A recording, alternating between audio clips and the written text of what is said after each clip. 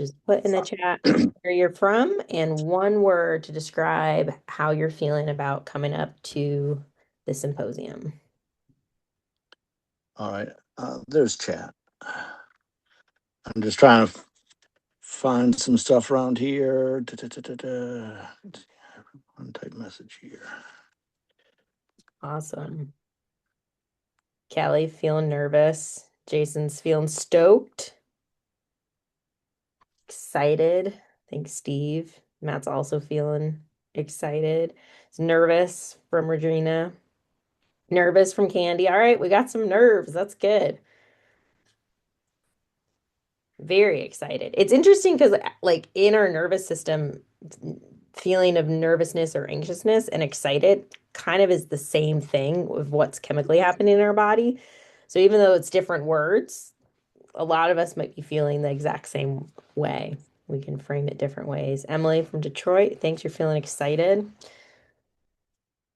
Emily's been joining the Power Water at a lot of our pool sessions, so excited to see you put some of those skills to use up on the lake. Nervous equals stay alive. That is always our goal, for sure. We want everybody to stay alive all the way to the end and hopefully beyond. Yeah. Thanks, Candy. Awesome. All right. Well, we'll get started and other people trickle in. We'll catch them up. But I'm Tara Fairdy and I work with Trey Rouse, who's one of our other founders and the owner of the Power Water. He and I work together at the Power Water and the Connected Paddler. And then with us here, we also have Doug Neal. So, Doug, do you want to introduce yourself? Yeah, so my name's Doug. I also work with Trey. I help to instruct over the winter sessions. And boy, this is going to be the 42nd Great Lakes Sea Kayak Symposium coming up, 42, if you can believe it. And I think I've been coming up for about half of those, so about 21, because I think my first one was in 2005. And so Power Water took it over circa 2016, 2017 or so, about 7 or 8 years ago. And Trey reached out to me. We'd known each other previously to help out, and I've been helping out ever since. That's awesome. Yeah, when we're up in Grand Marais, you can chat with Doug about his many symposium stories, but his family lore are centered and formed around the symposium. So you can definitely grab dinner with him one night and hear lots of stories and legacy of this event. Yeah, like Doug said, we took this over uh yeah, almost 10 years ago. And if you've been to a symposium before, I know most people here, the invitation was for newcomers. It's okay if you've come before and you're here, but the assumption is you haven't been at our symposium before. So if you've been to other kayaking symposium, because you raise your hand, it can either raise your physical hand, or if you look down the bottom of your screen, there's a digital hand you can also raise. Cool. So we got quite a few people that this is your just first symposium ever, which is awesome because we get to lay your groundwork for what you think a symposium is. Some people who've been to some symposiums, there's ones that are really like guided trip heavy, where you just go and people will guide you around cool places. And then the other side of the spectrum are the ones that are really focused on giving you a bunch of information, maybe like a curriculum dump. We are neither of those things. So if you really wanted to come up to Grand Marais and go on a tour and have someone just paddle you around in cool places, there are outfitters up in the Pictured Rocks area that can do that for you. Our goal is not that. You will get the opportunity to go to Pictured Rocks National Lakeshore, and you can either go out to Grand Island or you can go along the rocks one day. And then the other days will be in Grand Marais, which is kind of see behind me is a harbor. And that's just our arrangement with the parks. But really, we are focused on your learning. And to learn, it's not about just giving you, an entire syllabus of information of things we think you should learn, and telling you a bunch of information. We want you to grow as paddlers and people. And to do that, really core to our approach is having it centered around you, centered around the paddler and the learner, and doing it collaboratively. And we've created this pod system where you get to work with 2 to 3 coaches and a small group of other paddlers, and you get to build out what your learning experience looks like. And we get to do that in a really beautiful classroom on Lake Superior. You and your pod will decide if you want to paddle up along Pictured Rocks or if you want to go out to Grand Island. You might go really far, you might not go very far at all, but you will determine what are we trying to learn as a group? Where do we want to grow our paddling? Who are you showing up as a paddler? And then where do you want to leave at the end of the weekend? And we can tell you lots of hot tips and things, but to actually leave and have learned something, it requires you to show up and be able to partake in the learning and be willing to engage in learning. So tonight's goal is to start to lay that foundation because I'm sure you've all shown up to something and had lots of other extra things happening in your head and you realize you're not really paying attention and it's hard to learn if your head is full with other things. And so if we can take some of the logistic questions out of your head, some of the what to expect questions out of your head, and give you a foundation so you can show up and some of those nervous feelings can be turned into excitement and turn into an openness to learning. That's our goal today. So I'll give you just a little more information on our approach, but also we're going to head into breakout rooms. So you'll just pop in, you don't have to do anything. You'll just pop into a room and you'll get to chat about your questions with some other people. Because the collaborative part, if this is your first time coming up, maybe you know someone who's invited you to come up, but maybe you don't know anyone. And so this will be your first opportunity to connect with other paddlers. And you all, maybe you've read something on the website, or you watched the overview video, or you've heard from a friend who's been there. So you can just act as a hive mind and share what you know, and then we'll come back together and address any unanswered questions, or you can share what your group discussed. If your group goes into the breakout room and has nothing to talk about, you can just share what you're excited to do in Grand Marais together. And then, yeah, the rest of the time will just be for your questions. And I am available if you feel still maybe overwhelmed after this call. I'm more than happy to hop on a call with you and just chat through any individual questions that weren't able to get answered. The other piece I want to make sure you're able to walk away with tonight is just knowing how to navigate where to find some of this information. A lot of this information exists online on our website and on our platform, which is hosted on Circle. So I want to make sure you know how to get to those spaces and find that information. Can I get a thumbs up from you if that sounds good and you're still happy to be here? Awesome. Um, Doug, do you have anything you'd like to add just there on kind of our approach and what we've been building here the last decade? No, I think Tara put it perfectly, though, that it is a good environment plus learning lesson that is combined. And the venue couldn't be better, and the kind of community that we have there really couldn't be better. And those are the two big things that I think I've taken away from all the other symposiums that I've been to is that, some have better venues, some have better community, and I think this kind of becomes the Venn diagram of overlap for that. So we hope you have the same experience. Thanks for that, Doug. I love Grand Marais. It's such an incredible space to be, and the different business owners there and community members welcome us. We definitely take over the town in a very fun and beautiful way. It's a very safe and welcoming space to be. You can just really walk the whole town, and it does just have this invitation of awe, which is really special. So I'm excited for you all to get to experience that for the first time. One of the core group of people that make it possible for us to have this collaborative learning experience is our coaches. These volunteers are incredible at what they do. Their approach is that they are also learners. So we are coming alongside of you and learning and growing our craft as instructors and as coaches. Some over half of our coaches have taken part in our online coach training through the Connected Paddler over the winter and in the spring. They are just because they want to grow as instructors. It's not connected to their certification, which they have, but they're really just how do I become a more effective coach? They will participate in a coach day before the symposium. So we'll be all up there Wednesday, growing our skills to be able to better facilitate a learning experience for you. And some are even coming up before that. The weekend before, Power Water is offering a discovery learning coaching offering. So coaches are coming up to develop their craft as coaches before that. So you really, we've worked hard to invite coaches who want to learn and want to encourage your growth as a paddler and as a learner.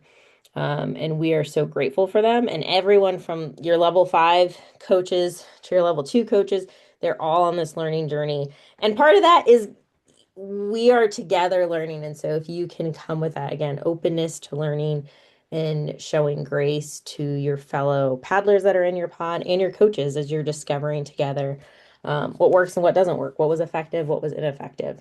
But we're very grateful for them and their commitment to excellence. And I truly believe that you're fortunate to get to work with so many people that want to grow with you. They are not coming with a lesson plan that they've crafted and just want to tell you about because they think it's really cool. They are coming with skill sets, foundational understanding of paddling, and that's how you get to be part of the group that decides what are we going to grow and how are we going to grow together. So they don't have this checklist that they're coming and you get to sign up for their class that they think is the best. You get to form those learning experiences together. So that's a little bit about us and our approach. Hopefully that still sounds exciting. And it's okay if that sounds a little bit unknown because we recognize not everyone functions in this way. But I want to give you all the chance to ask each other questions.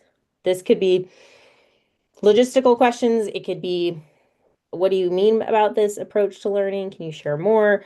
Or just where do I park when I get up there? Whatever it is, whatever on your mind, bring it to your group.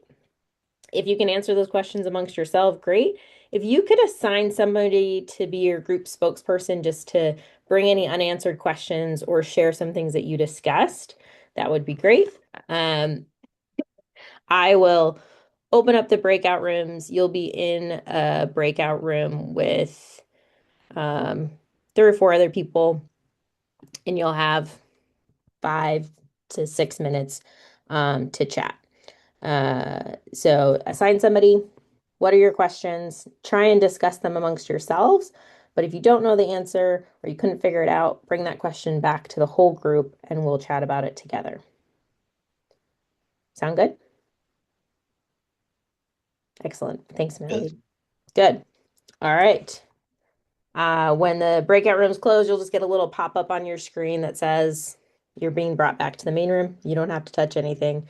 You'll just come back and we'll have some time to chat all together. This meeting is being recorded. Oh, welcome back. Smiling faces. That's a good sign. I don't think we even lost anybody. All right. Let's hear from a group. What came up? What are you still wondering about? Uh, Tara, one of the things that this Bruce Johnson, one of the things that I'm wondering about is I'm going to be camping there at the campground. I've not received any phone call from them or email from them about payment for the site. Are you still working with them? Are they still way behind their time frame?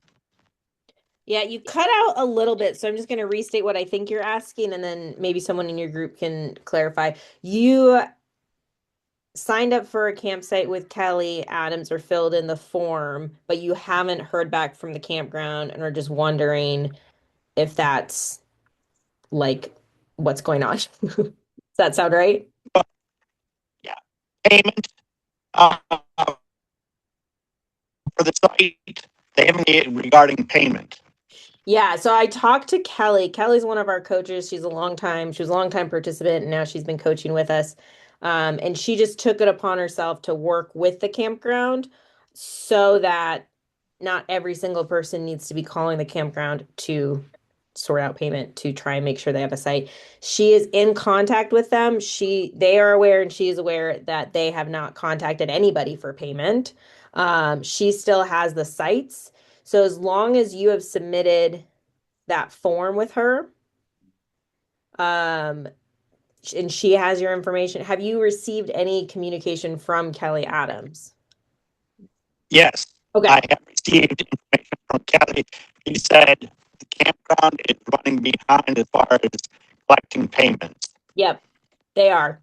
And that is very common for them. That in years past, it was all first come, first serve. You would just show up and grab a site.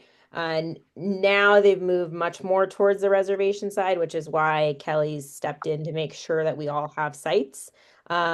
She's on top of it. She's emailing them every week. They know. And as long as she knows that you need a site and that that site's been saved, payment will get sorted at some point. She doesn't know exactly when, but they're aware those sites are blocked off and she's in communication. When I send out the recording for this, I'll also make sure I include her email. So anyone who has other camp questions, she's the person who's taken it upon herself to organize and coordinate with the campground to make sure that all the symposium people can get onto camp blocks together. If you missed that or you haven't heard about that, but you would like to camp, still email her, and there's people that are willing to share sites.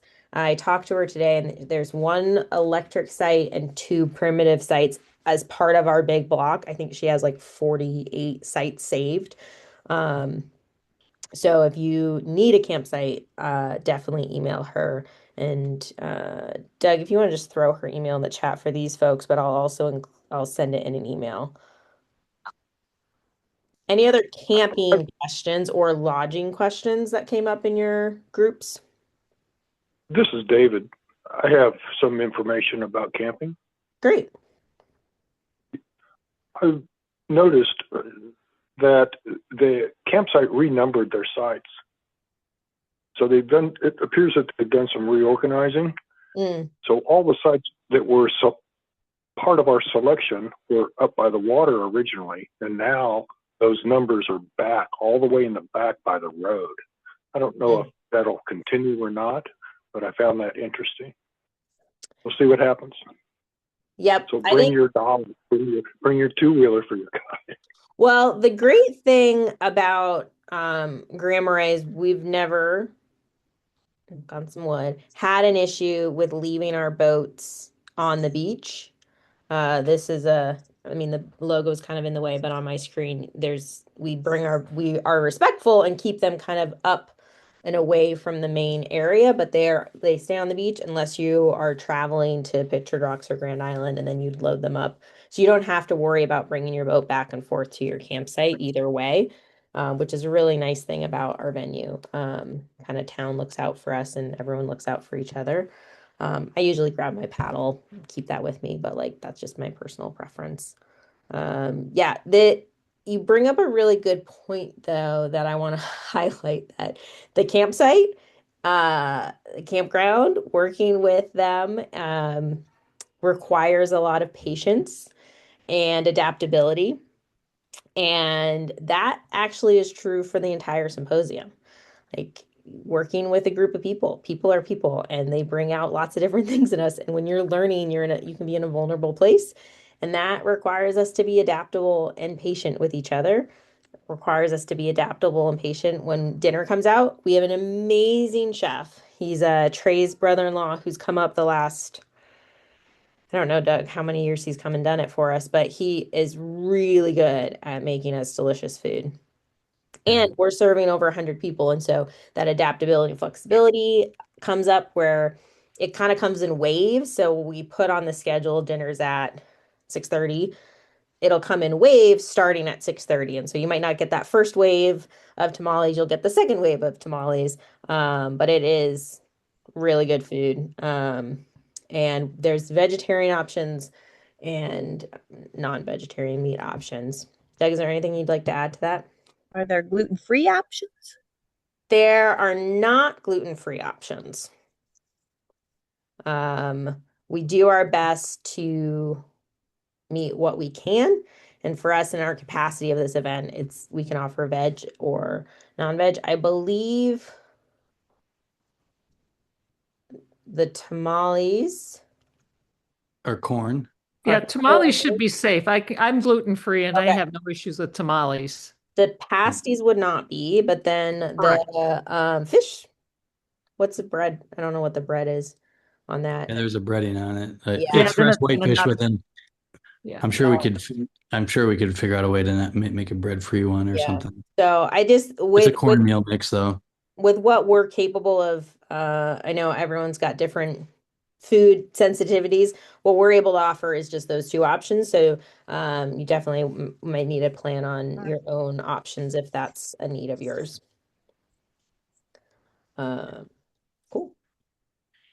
Yeah, so I put Kelly's email in the chat. You'll see it Thanks, over Doug. there, and she's the point of contact for that. She's been really good at organizing that.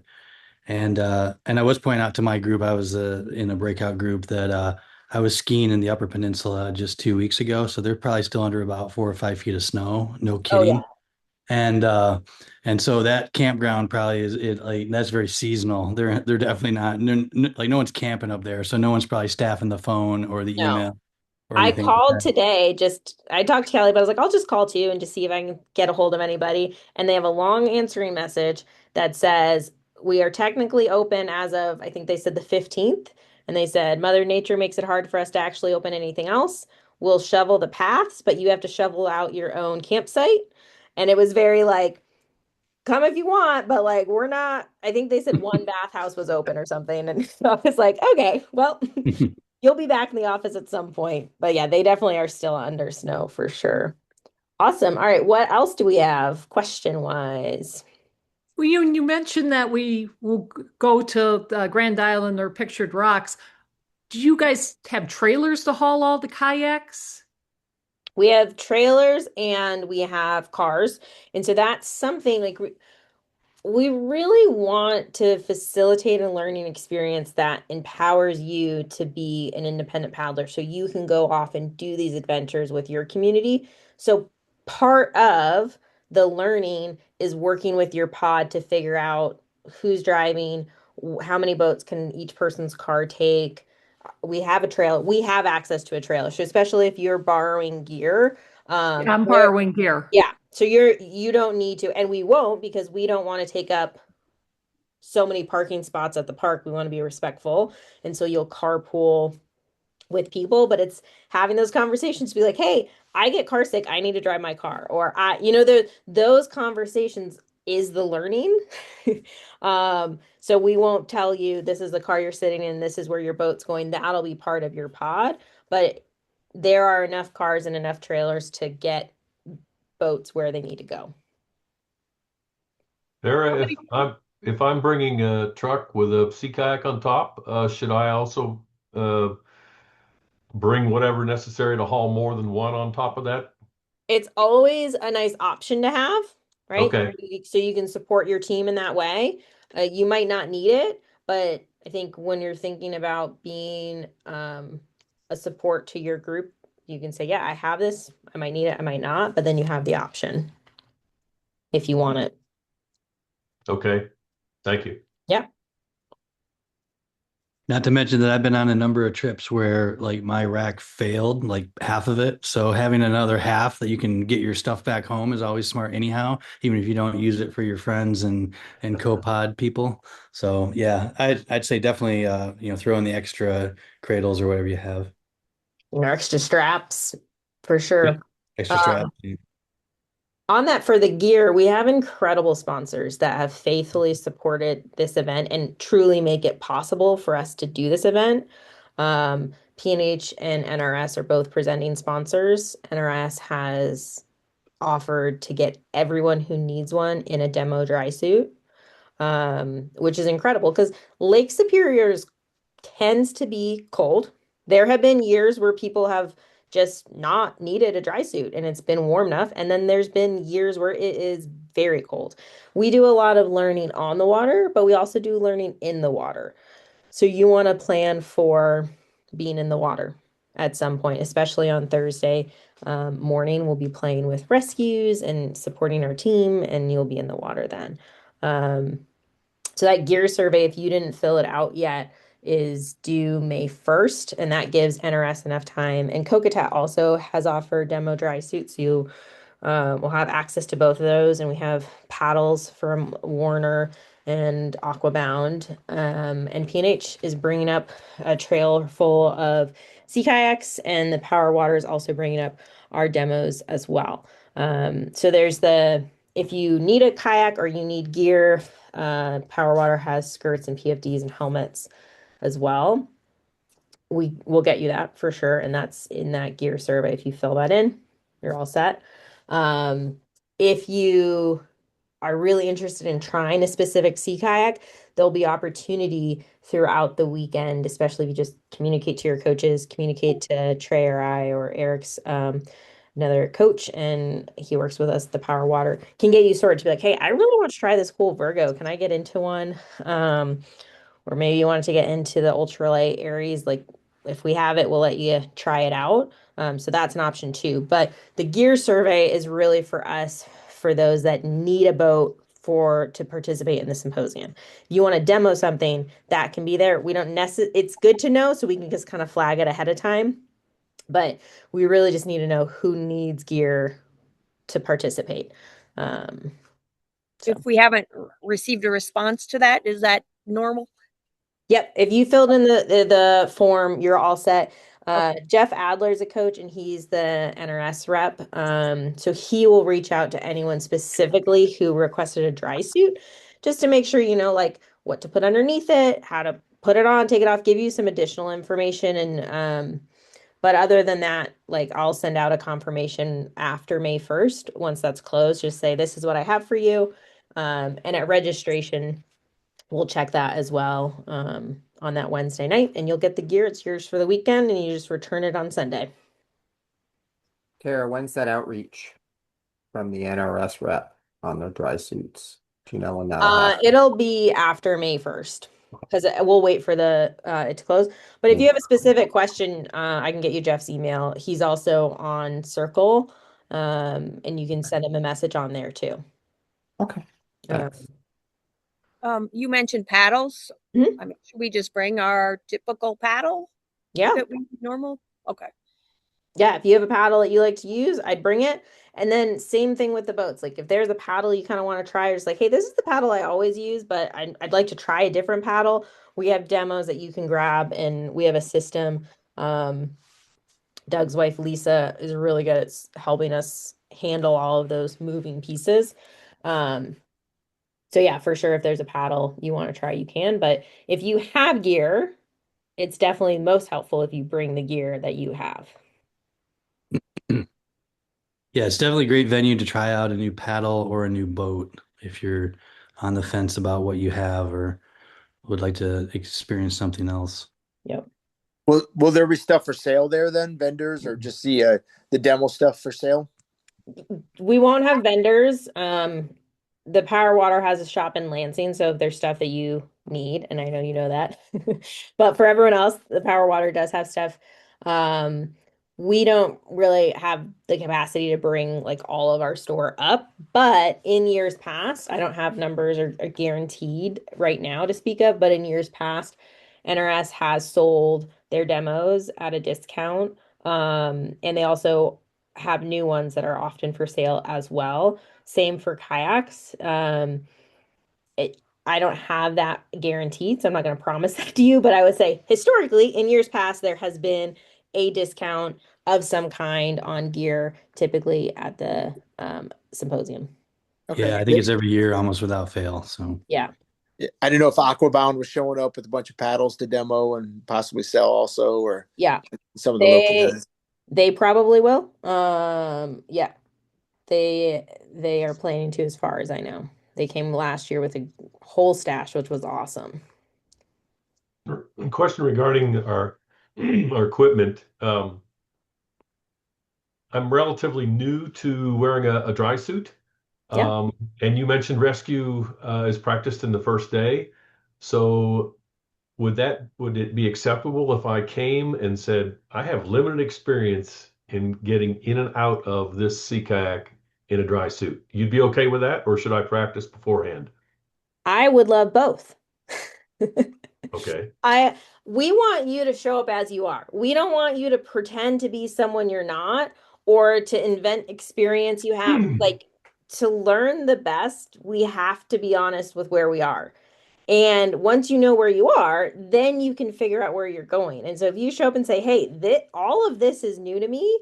One of my first times wearing a dry suit was up at Great Lakes and I was trying to get it off and I was stuck like this. And my dad walked away from me and I was like, "Hey, come back." And I was like walking, trying to get off. It it takes somebody to go, "Oh, here's a helpful tip on how to get this neck gasket off or on," or here, help. I always walk around, mine's a back zip. So I always just kind of walk around like this until someone helps me zip. But you will have a community of people there to support you. Your team will give you an opportunity to just be in the water and float. It's actually, it feels really cool to float in the water with a dry suit on. Um, but giving your body the information for what it feels like. And if you have the opportunity to go play with it before, go do that. And have fun with it. But definitely come and be honest with like, "Hey, I want to try this." The Thursday play, this is really important. It is an opportunity for you to go play, explore. It's not a teaching session that Thursday morning. You are working in a random group with random coaches who are just going to throw out different challenges. And you're really looking to see like where is my learning challenge level?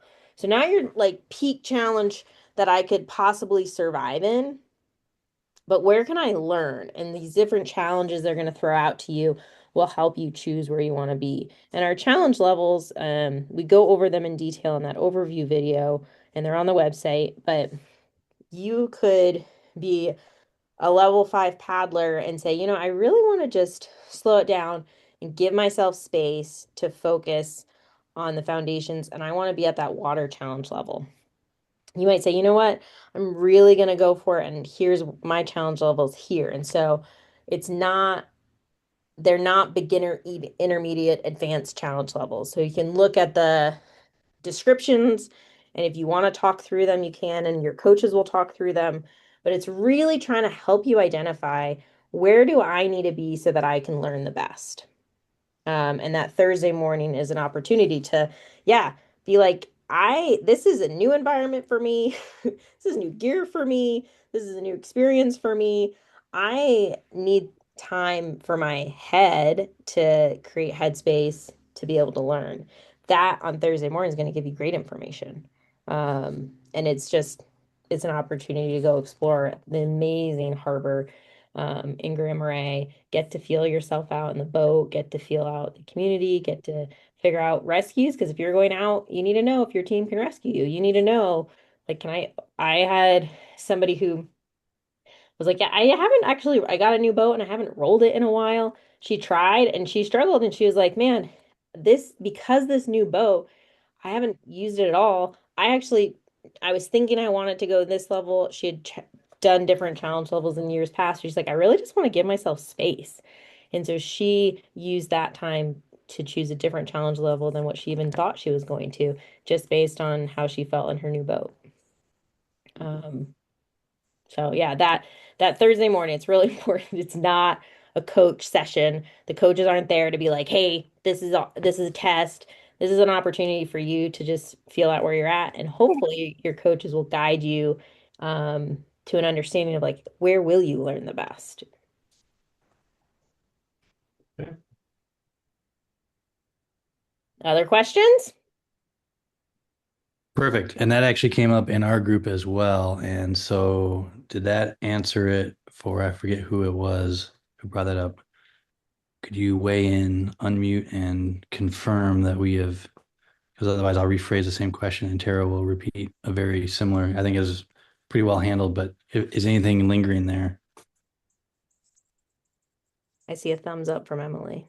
Okay, cool. That was it.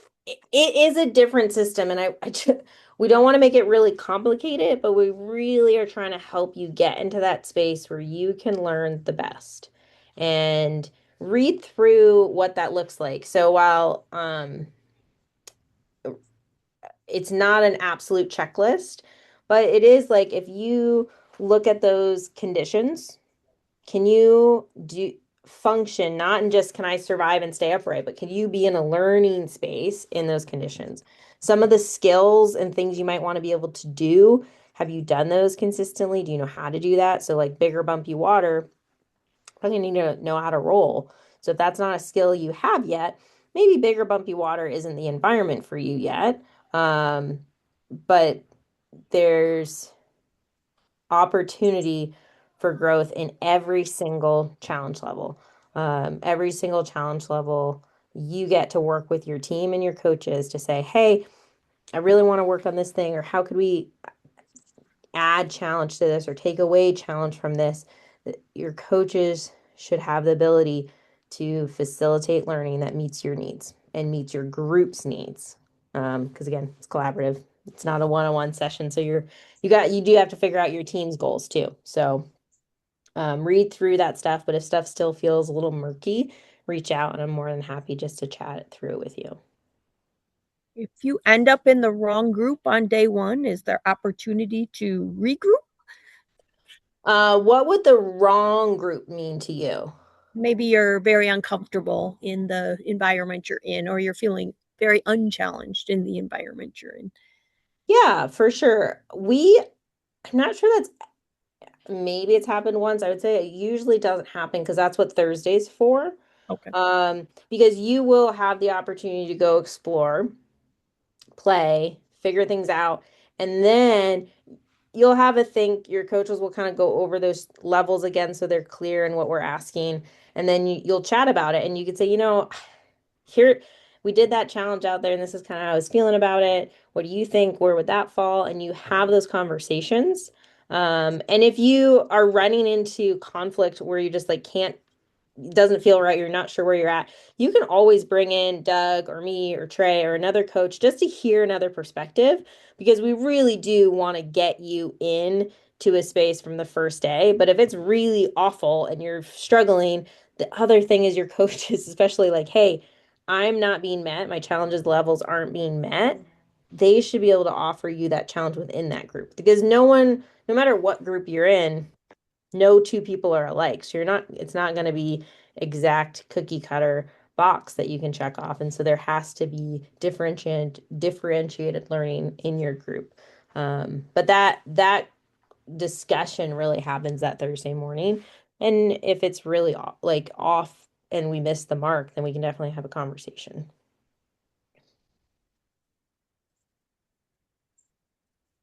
And what if Lake Superior rears its ugly head? Is there on ground learning? What happens? There is always on ground learning. There is also the harbor, which is protected. You still can get wind, impact by wind for sure. And then there's also, Doug, what's the lake that's nearby called? Yep, it's called Grand Sable Lake. You'll see it on the map. It's part of the park actually, and it's just a mile or two up the road. Yeah, so we have opportunity for protected waters, which is partly why this venue is incredible. And then we could be wrong. This could be our year for big water. I would say the trend in the last 6 years, 5 years maybe, has been less conditions. And then it's been working to find opportunity for challenge without those conditions. I think, yeah, last year maybe it was like Friday we had some conditions, so people took advantage of Lake Sable and then stayed within the harbor. And you also can choose to do on-land learning too. You look at the forecast and as a group, you go, you know what?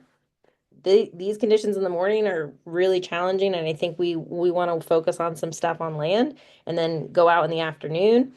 You can make that decision as your team. Again, those decisions are so important, and those are part of the learning. So your coaches will have those decisions, those conversations about those decisions with you. Because when you're thinking about taking your friends out or going out with your club, you are the decision maker.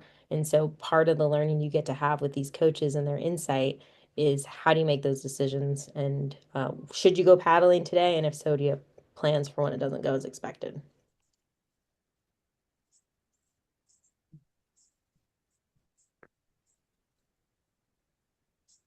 Any lingering questions? I have a question. As I understand it, there's kind of like the play focus side of things versus like the touring type of groups, and then within that you have the bumpy level of the water. So, could you talk a little bit about like what the day at Pictured Rocks might look like for the play group and how they kind of maybe get a little bit of everything even within those kind of focuses? Yeah, so this is something that you will talk with your coach on Thursday morning about, and it just is a way to shake out the groups even further to have a little bit more refinement in your uh combine goals with your team.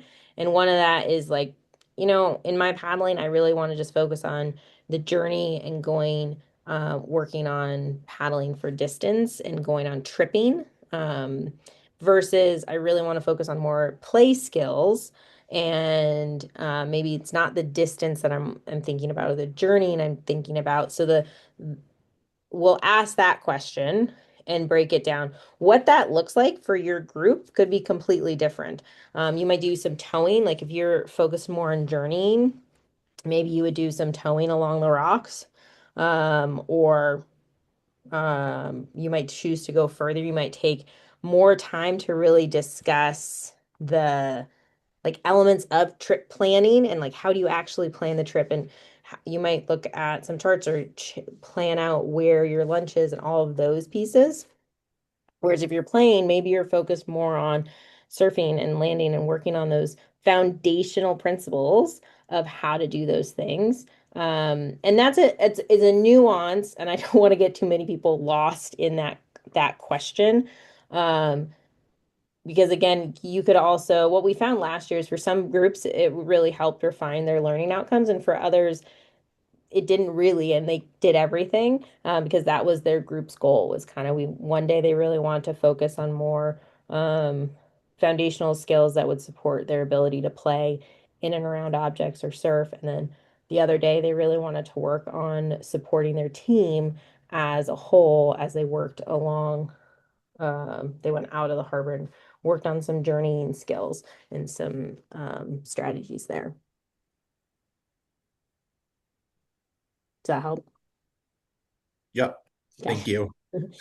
Um, the last thing I'd like to just plug here when we talk about headspace and learning and being able to absorb all this information, I'm sure all of your head space is already filled up. Like you've taken in all this information this meeting already.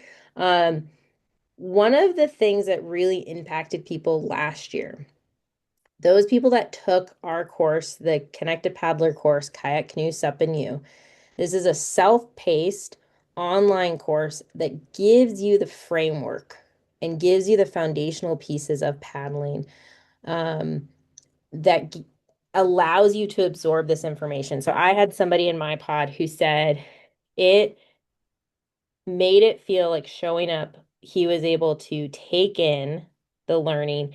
And by taking the online course first, he said it made his sponge of what he was able to absorb over the symposium so much bigger. He's like, if I didn't take that course, I would have felt like I could just take a small fraction in. But because I took this course, all of a sudden my sponge was giant and I could absorb all this learning. Um, and the other thing I had asked a few of the coaches, they didn't know anyone in their pod had taken it or not taken it. And I just said, based on just how people were able to engage with the learning, or maybe they were open to learning or open to challenges, or just what do you think if who could have taken this course? And the coaches I asked hadn't taken the course themselves. So they just knew there was some prep on this online course before. Every single coach I asked guessed correctly. of which participants showed up and had that primer because they were able to absorb the learning in a way that other people weren't. So if you really want to take advantage of the symposium and the investment that you're making in your own paddling, I'd encourage you to take this course. Can I see your question? It is about 20 hours of work, but you can decide how much you put into it. So there's different challenges. There's opportunity for you to record video. And the more you put into it, the more you'll get out of it. If you want to just kind of click through it, you can. There's 6 modules, and you can do it in whatever order you want. It also comes with a resource library that doesn't expire. So you could do the symposium, do the course, come to the symposium, then go back and do the course again. You can go back and revisit it. It's yours for life. So there is a discount code for 20% off for any Great Lakes Symposium participants.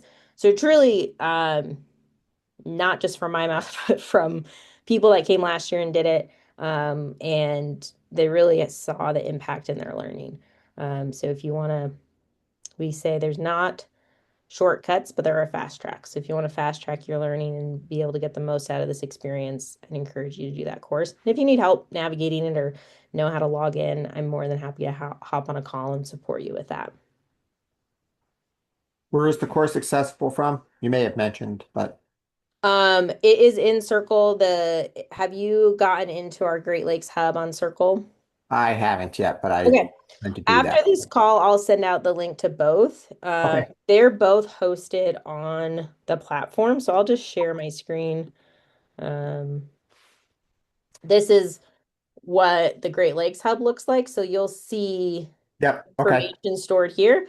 And then on the side here, because I joined the class or the course, I have access to the resource library, and these are the 6 modules as well. So when you click into the module, it'll guide you through the course. Yep. And you can hop around. Like you could say, you know what, I want to just start with that paddling bit, and you could go here. It is designed with intention. And the layout was designed with intention, and you can do whatever you want.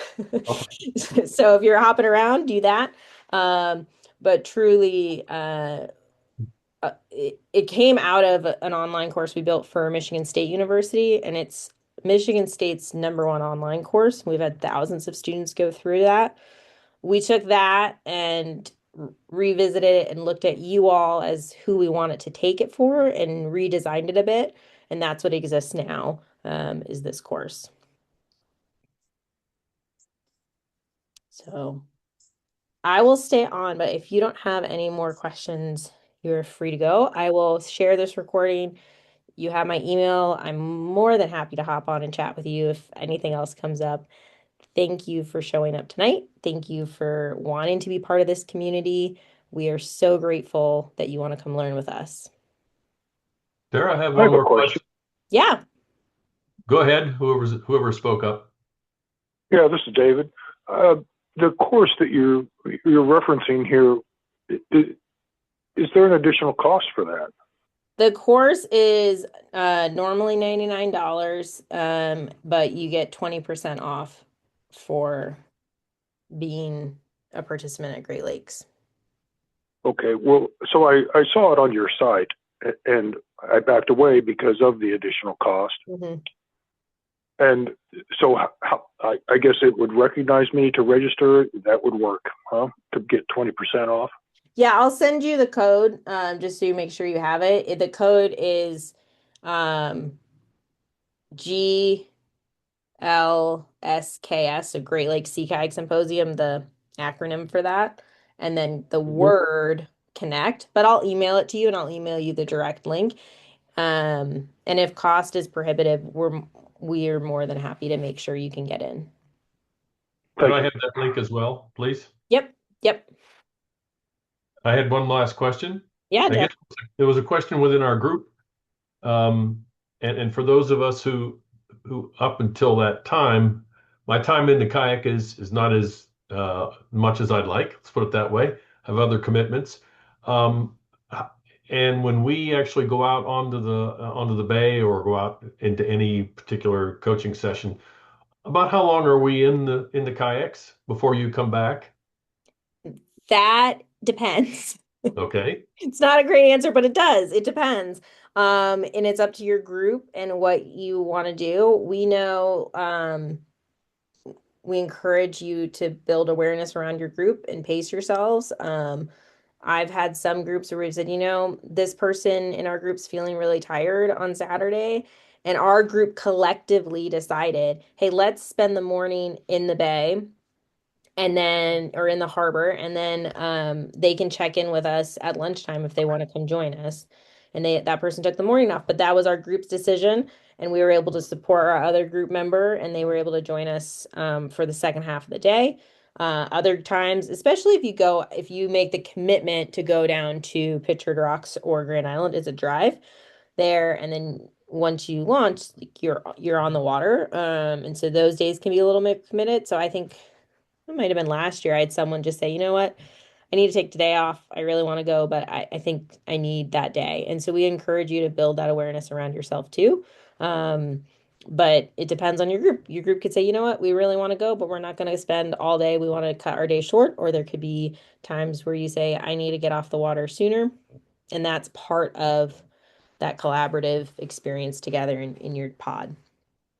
How long is if you were to leave the shore and go along the Pictured Rocks seashore and back, is that just give me an idea? Is that 2 hours, 4 hours, 6 hours, eight? Doug, the longest, if you were to go all the way out to the arch, how far is that?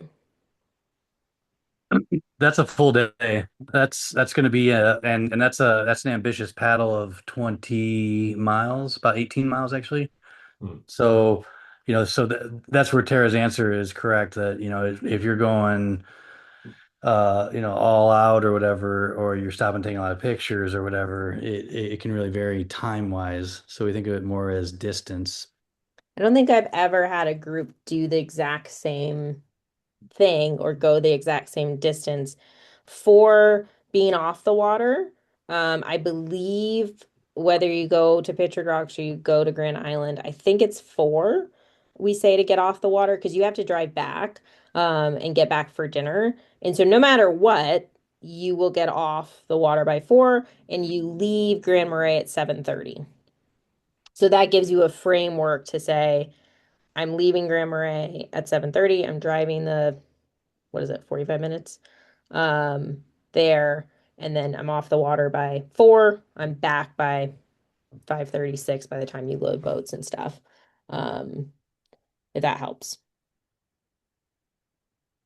So maybe this is a girly question, but once one is strapped into a dry suit, how does are there bathroom breaks if you embark on one of these? Like Oh yeah. what's the logistics of that? We have bio breaks on Grand Island and along Pictured Rocks. You are around a tree or in a hole.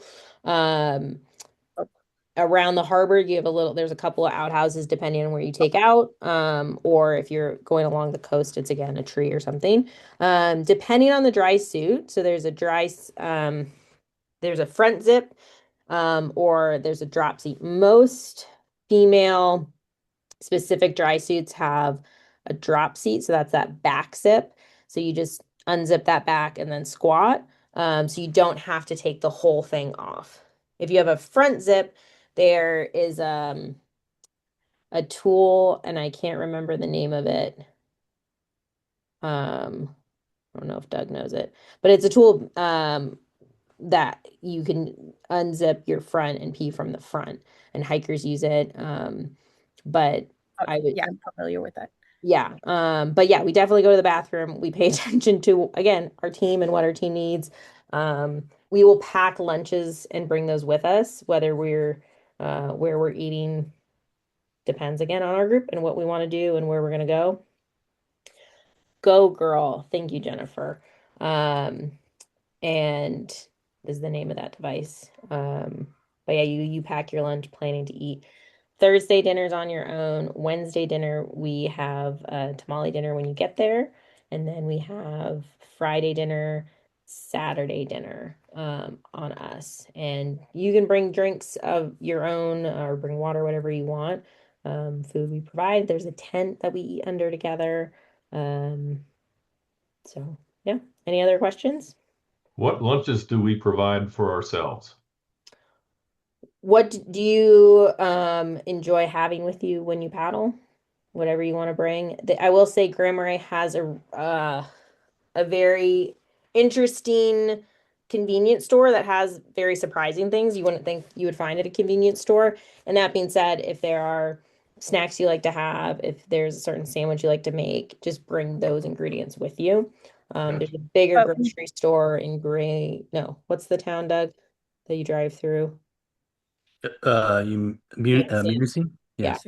Are you missing? Yes. yeah. so we So, need lunches for 4 days. yes.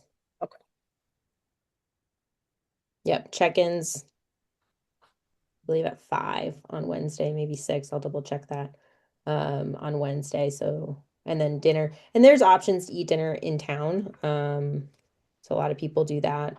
Um, and whatever, yeah, whatever food you like to have on your boat. And if you need ideas for kind of things that are friendly to pack, you want to have something that you can keep your lunch dry in. So you can buy a dry bag if you don't have one. And Power Water could potentially bring some up if you know you need one. And for the days that you're in town, there is typically a food truck that pulls up right along the beach, actually. And so not a guarantee, but that's a nice option.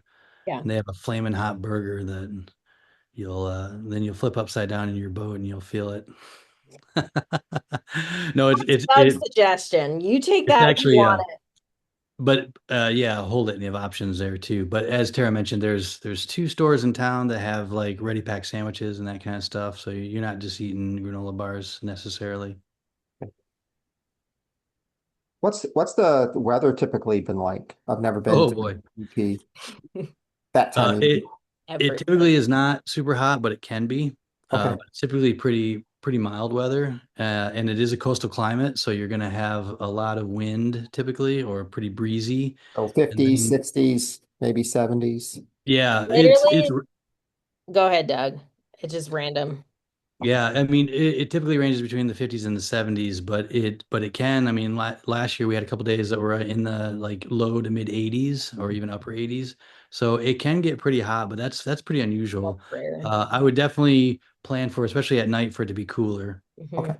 Yeah, Okay. I usually pack just like a light puffer for the Yeah. evenings. But yeah, when we arrived and it was like 88, I was like, I don't know where I am. But you can And get and the funny anything. thing is, if you look at the weather forecast, it'll be for a weather station that's inland about 5 miles, Mhm. and the climate right along the lake shore is quite a bit different because of it being a coastal climate. Yeah. Okay. It just seems I mean, I've never worn a dry suit, so it just seems to me, a dry suit when it's 80 out is probably an interesting clothing option. No, Well, on the day that it was 80, a lot of people didn't wear their dry suits, and Lake Superior can still be really cold. I no, I get that. Right. Yeah. So yeah, it's 80 degrees out, and if you flip, you're in 50-degree Yeah. water. So no, I understand that. So just got to figure out how to manage that, I guess. So Yeah, and layers, you can put layers underneath. But yeah, a lot of times if we happen to have a really hot day, people will choose not to. mhm. And then when it's really cold and gusting and windy, then Sure. it's nice to have that option. Yeah. Okay. One last question about boat security. Yeah. Um, in other places where I have gone, I have a cable and chain system that would make it nigh impossible to get a kayak off my truck. And you're saying that's not necessary in this environment, I will not promise you that. I will obviously. say what our experience is in years past, we are able to leave our boats unbothered on the beach. And somebody on the way home, this was maybe like 3 or 4 years ago, on the way home, parked somewhere and their kayak got stolen off their car. So not in Grand Marais. But whatever you want to bring for your system, like have that, and plan for that. And if you want to bring your boat back to your campsite every day, you are more than welcome to do that. Okay. But we've never had an issue in town, and it's really don't lock your door kind of town. It's And the people who are there are not interested in stealing boats or anything like that. So this isn't downtown Chicago or anything. Well, that's reassuring. Appreciate your perspective. And you get the campground that hasn't responded to us yet, but we can leave our boats on the beach. So you get Yeah. you get both worlds. Right. Okay. We Thank don't you. need, oh, sorry. We don't need communication devices like inReach or anything like that. If you have a radio, it's a good idea to bring it. If you know how to use it. Cell service is really spotty up there. I carry both on me. I carry my phone and my radio. Okay. The campground does have Wi-Fi. Radio being VHF, right? Yes. The typical Marine. hmm Okay. Yeah. If you don't have any questions and you want to hop off, you're more than welcome to hop off. I'll continue to hang out for those people that still have questions, but I know we're past the hour, so appreciate your time. Well, thank you for your time. You're welcome. Yeah, and like I said, if as you ponder this or you go poke around on Circle and you find some stuff, you just reach out, shoot us an email. We'd rather answer your questions now than let you stew on them. And you're going to send a link to Circle? Yep. Okay. Great. Thank you. You're welcome. Thank you. You're welcome. Thank you very much. You're Yeah, welcome. it's a magical place. I think you'll all really enjoy it, but it beats to its own, or it has its own heartbeat or whatever, and it's pretty slow. So that's what you'll deal with when you're there, and you'll appreciate it when you're there because that's why you want to get away. Yep. Yeah. Perfect. All right. Thanks very much. Thank you. Thank you. Bye. See you soon. Ew.